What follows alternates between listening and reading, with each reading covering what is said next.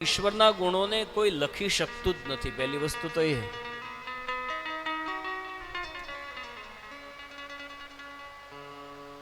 જેવી રીતે ધરતીના કણને ગણવા મુશ્કેલ છે,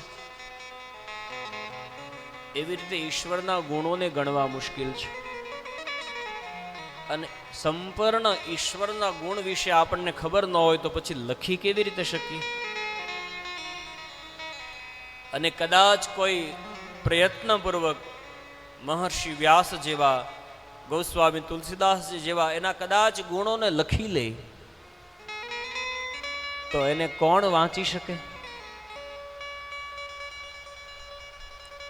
કોઈ વ્યક્તિ પ્રયત્નપૂર્વક વાંચી લે તો એને કોણ સમજી શકે?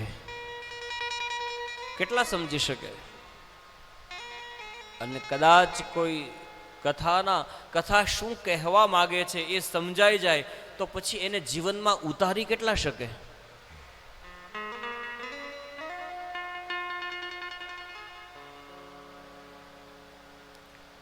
સાંભળવું, સમજવું અને જીવનમાં ઉતારવું એ બધામાં અંતર છે. બાકી તો પેલું અખાએ લખ્યું છે ને, કથા સાંભળી સાંભળી ફૂટ્યા કાન, તોય ન આવ્યું બ્રહ્મ જ્ઞાન. રામચરિત માનસની કથા એવી છે બાપ કે તમે જેટલી પણ સાંભળો, આ શ્રવણ કરવાથી શું થઈ જાય?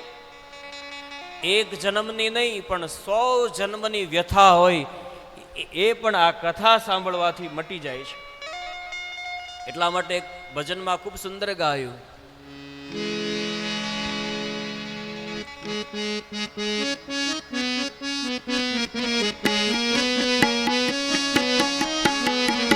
इसे श्रवण कर मिट जाती है हो, इसे श्रवण कर मिट जाती है सो जन्म जन्म की व्यथा. जय जय राम कथा, जय श्री राम कथा.